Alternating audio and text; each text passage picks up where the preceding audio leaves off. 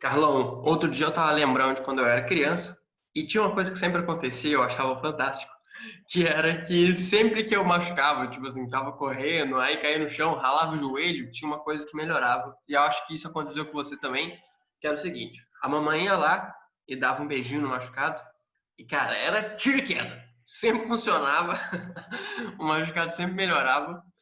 Mas eu fiquei pensando assim, nesses tempos de soluções mágicas da medicina, né? Eu pensando assim, pô, por que que a gente não contrata um exército de mamães para ficar nos hospitais e dar beijinho nos machucados da galera? Pelo menos na ala infantil, né? Pelo menos lá na Ah, pediatria, vamos ver. será que Talvez é não só na funcione. pediatria? É? Aí eu falei assim, pô, por que que não se faz isso, né? É, mas tem uma boa resposta para isso.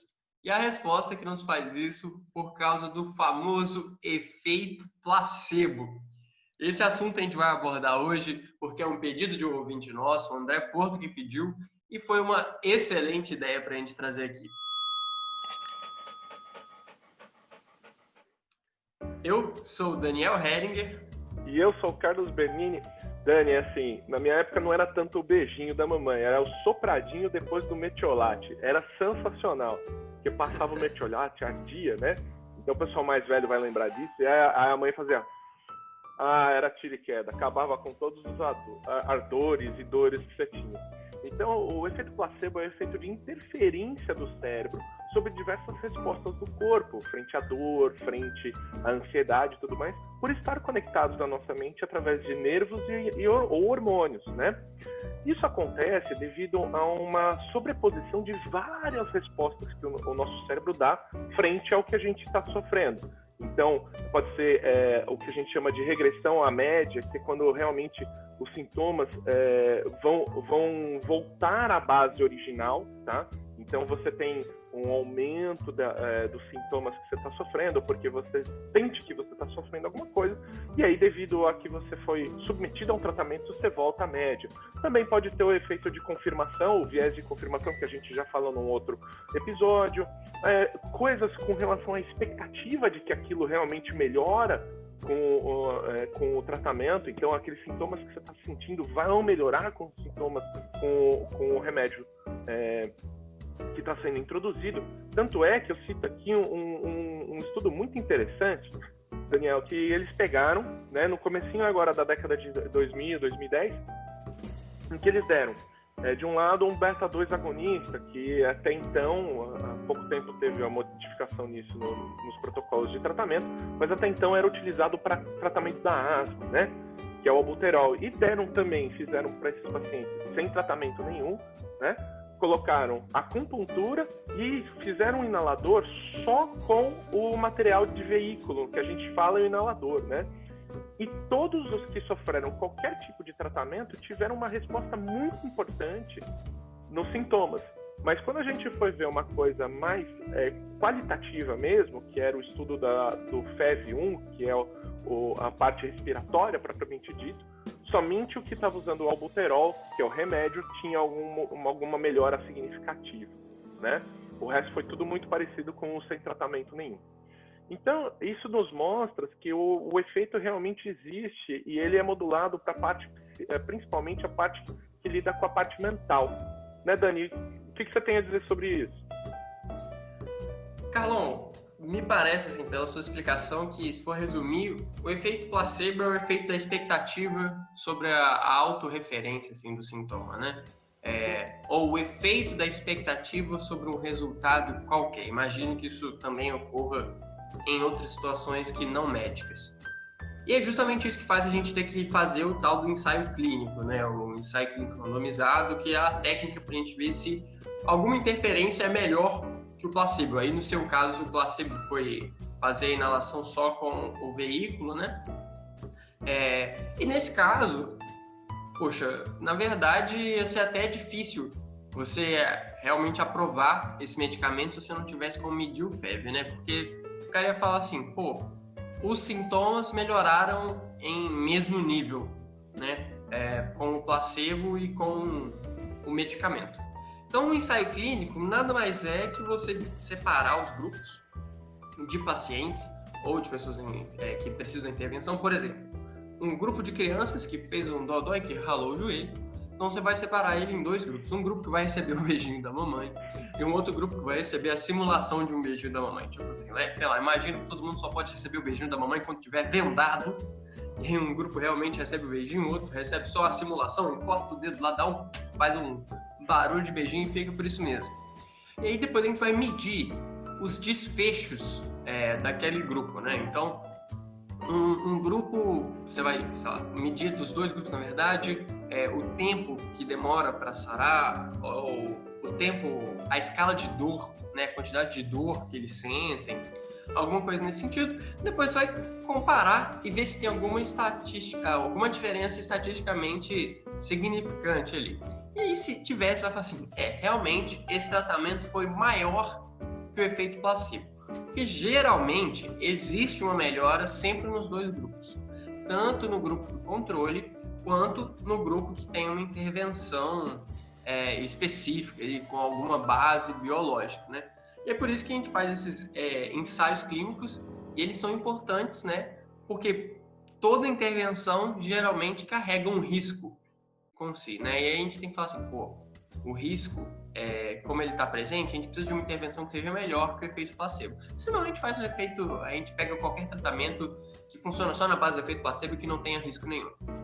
Sim. Isso é muito interessante, Dani, porque quando a gente olha a parte matemática dos estudos clínicos, né, quando a gente utiliza o placebo, além de você realmente mostrar que existe uma diferença entre o que a gente vai chamar de média, mediana, etc., entre os tratados com o medicamento que você quer colocar na praça, né, que realmente quer provar a eficiência, você tem que tirar ruídos, né? Então o efeito placebo, no final das contas, é um grande ruído dentro do tratamento, né? Principalmente quando você vai medir fatores de qualidade de vida e etc, né? Hoje tem muita discussão a respeito disso, principalmente por conta da mudança que está se querendo fazer na economia da saúde para medir qualidade de vida, para medir desfechos de tratamento, né? E o efeito placebo, ele pode realmente interferir, ter um ruído muito grande em cima dessas variáveis, atrapalhando inclusive a medição de se realmente existe performance naquele tratamento ou não, né? Então ele não serve só para mostrar que aquele remédio faz efeito, mas também serve para você saber o quanto de ruído tem naquele tratamento, o quanto você espera de que as coisas melhorem apesar de você tá fazendo alguma coisa. E tirando isso, você consegue realmente chegar ao efeito mais desejado e mais realmente provocado pela medicação ou tratamento que você está usando para esse paciente. Por outro lado, Carlão, tem como a gente perceber esse fenômeno aí e usar ele justamente ao nosso favor, né? Então vamos pensar aí num contexto que a gente está tratando os pacientes e a gente quer que eles tenham uma melhor qualidade de vida. Convém que a gente use os efeitos placebos dentro do tratamento que a gente sabe que funciona além do efeito placebo, para a gente ter aí um melhor desfecho.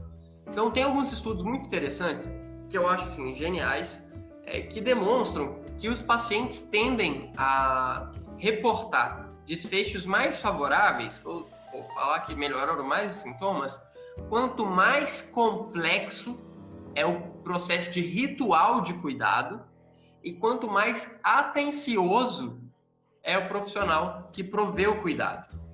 Então, outro dia eu estava pensando assim, a gente estava na enfermaria decidindo o tratamento de uma paciente e era uma paciente bem demandosa, ela chamava muita gente, chamava muita equipe de enfermagem e tal. A gente estava decidindo se a gente ia concentrar os remédios de noite, não sei o quê. Eu falei assim, poxa, acho que a gente devia, na verdade, era espalhar esses medicamentos, em pelo menos mais uma tomada durante o dia, para ela se sentir tendo um ritual de cuidado mais uma vez. Né? Ao invés de concentrar a dose, a gente espalha só para ela se sentir mais vezes, né? Tendo atenção mais vezes da equipe, alguma coisa assim. Então a gente pode utilizar isso, né? Fazendo rituais de cuidado mais complexos, fazendo rituais de prover atenção, né? De prover carinho. Mas assim, podemos, isso aí não funciona, isso é efeito placebo.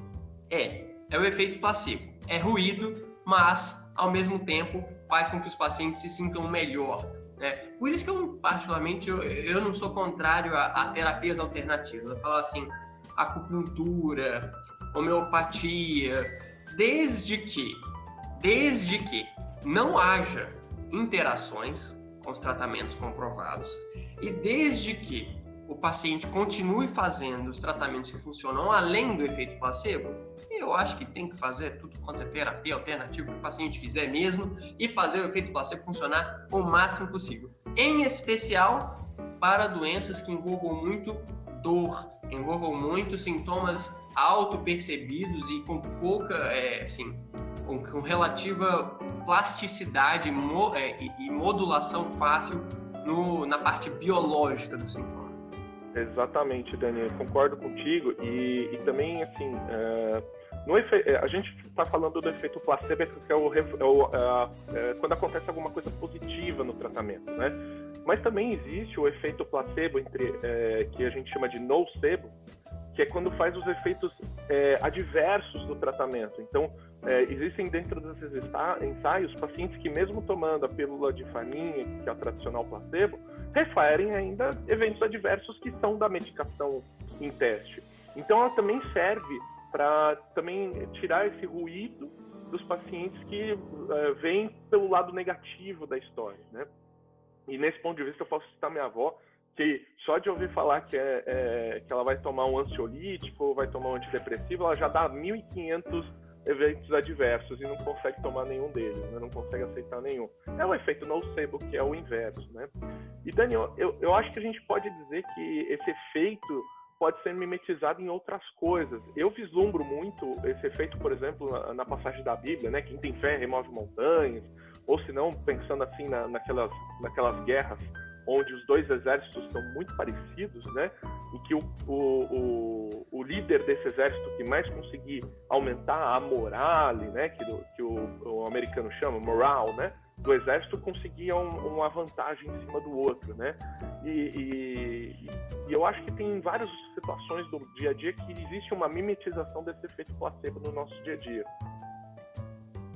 Cara, concordo plenamente. Acho que a gente dá para usar esse efeito placebo no nosso dia a dia também. Por exemplo, se você acreditar que um ritual que você faz diariamente te deixa mais confiante, é de fato provável que você fique mais confiante quando você realiza esse ritual. E tem uma outra coisa, a gente sabe que o efeito placebo ele pode ser modulado por diversos fatores, porque quanto mais você acredita, mais forte é o efeito. Tem um estudo muito da hora também sobre isso, que é lá dos Estados Unidos, que é o seguinte: para aprovar um analgésico, ele não tem que só melhorar a dor, ele tem que melhorar a dor e ser significativamente diferente, né, da melhora da dor do efeito placebo. Só que lá nos Estados Unidos, nos últimos anos, tem aumentado muito a quantidade de propagandas de analgésico. E o que acontece? As pessoas acreditam muito que os analgésicos funcionam. Então lá está se tornando mais difícil aprovar os analgésicos. Por quê? O efeito placebo é tão grande que fica pau a pau com o efeito do medicamento mesmo.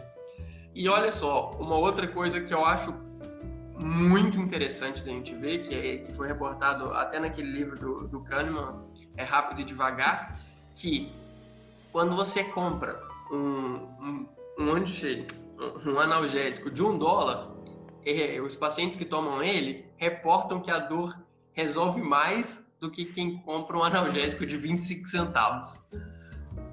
Exatamente. Então, como vocês podem perceber, existe uma sobreposição de vários sistemas, de várias respostas do nosso cérebro frente ao que a gente acaba ajuntando, agregando e chamando de efeito placebo. Bom, ficamos aqui então por aqui com mais um episódio do Medeco. Faça que nem o André, sugere pra gente aqui algum tema pra gente debater, pra gente conversar, trazer coisas novas para você. E até a próxima semana. É isso aí, pessoal. Um forte abraço.